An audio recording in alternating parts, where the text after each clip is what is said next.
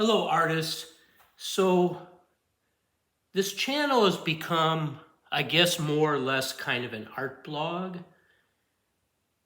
including the games that I play where I paint my Warhammer. And what's changed for me today, and I feel like a tremendous burden is lifted off to me, is I have actually left a message for my boss this morning telling him that I will retire in May. And hopefully, if my health cooperates, I'll be able to go back and work another month and a half. I'm currently on disability leave, but I'm hoping that my health will come around, knock on wood. Oh, this actually is wood. So that I can return and kind of finish things up there.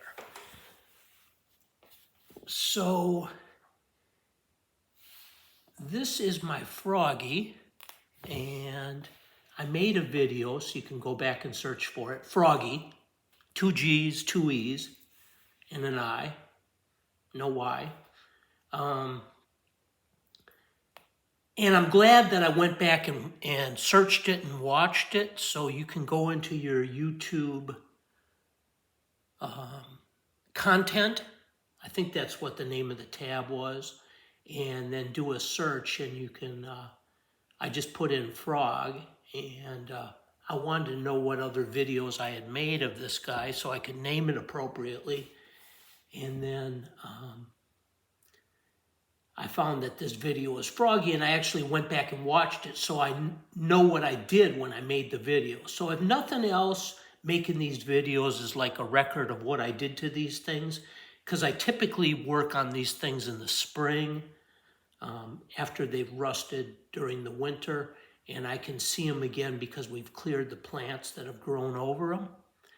So what I remember about the umbrella, and this wasn't present in the video, I think I had kind of painted it pink or whatever color it is now, although it's got a bunch of rust chips in it now. What I remember is that this thing was originally kind of a red metallic, so I want to restore it back to that. So I want to work on this surface here and try to make the surface as smooth as possible so that the red metallic looks good. And then this is the original. This is the original effect. And this is how I repainted it. And I think I did a fairly good job for what I knew at the time of getting something that kind of looked like this. But now I know exactly how they did this. So what I did is I used stain, and I just kind of dabbed it on there. I think I stippled the stain on there in order to make it look dark in places. Now what I know is they actually did this with a sponge, and that's how they got that pattern. So I'm going to take a sponge brush. I have a 5-cent sponge brush that came in my Walgreen set of brushes that I always talk about. And I'm going to either, you can let me know in the comments what you think I should do. I'm either going to use oil paint on a brush, and then it's a cheap brush to throw the brush away because I don't like using solvents. Use an oil brush and touch up these places where it's rusting. And here is places where I built it up with green stuff. I also reattached the legs where my dog had taken them off. I also patched with green stuff these places where you could actually make a dental mold of my dog's teeth with it because it's rusting inside.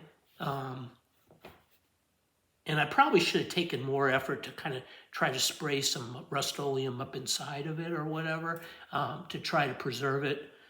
Afterthoughts are always best, right? Because the metal is actually rusting, it's pretty soft, and it left an impression on my dog's teeth, so I repaired that with green stuff again. So I will either use oil-based paint, Rustoleum, out of a can with a brush and dab it on there, or I will use on a brush Army Painter brush applied primer. It's a gray, and dab it on there. I'm sort of scared to start that new technique when I know I can probably get pretty good results with a Rustoleum, the oil brush, and that'll also treat like places like in his arm here where it's rusting. Of course, it'll do nothing about inside. His feet are pretty rusty, so that will treat that. And then once I've mixed up that color green, which is hopefully this lighter of the two colors, although it maybe looks like they did the lighter color on the sponge and they did the darker color. So I have to think about that and look at this more. But I'll do one of those two color greens with the brush, and then what I'll do is use the opposing color on a sponge and dab it on there and then clear coat it and repaint the eyes again, because my dog has chewed the paint off of the eyes, which is definitely not good for his health either, that oil-based paint. Another good reason to probably use acrylic paint rather than oils in case my dog gets a hold of this again, but I'm gonna probably store this someplace where my dog can't get a hold of it so that doesn't happen again. I had it just kind of like hanging, I think from here or something, on a screw on the fence, and he got it down, right? Because it wasn't that stable. But I'll probably put it out in the front of the house where he goes always on a leash, and he won't be able to get a hold of this again. So I'll make another video. I'll call it Froggiee, 2 G's, 2 E's, 3, where I show you the results of this after I paint it and gloss coat it. I'm starting to do a lot more with different varnishes like ultra matte, matte, satin, and gloss to try to make them look realistic. So I would think everywhere on a frog, its eyes and its skin would be glossy.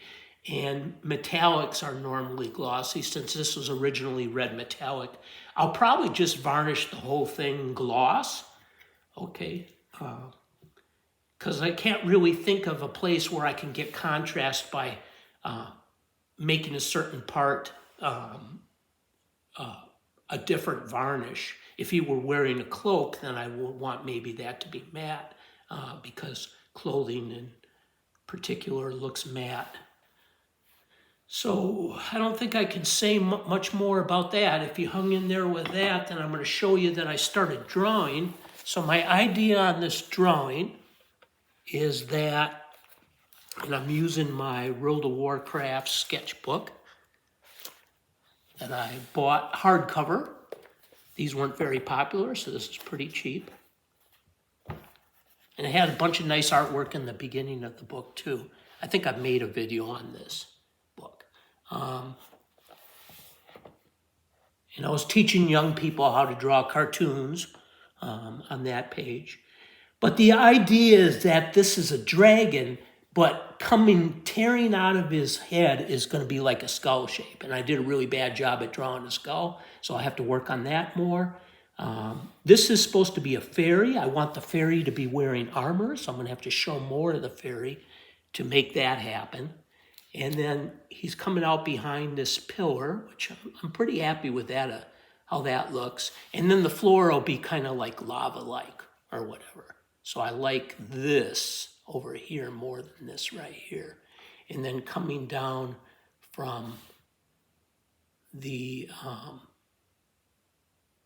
ceiling is going to be a bunch of stalactites. Now I'm kind of trying to do more with like first drawing shapes and then fleshing it out. I think it kind of helped me. It kind of helped me with this arm. This arm is pretty good compared to what I normally do. I need to make the shoulder a little bit bigger, but I like actually how it shows his bicep muscle. So I'm pretty happy with that. The problem with drawing with just shapes at first and then trying to flesh out the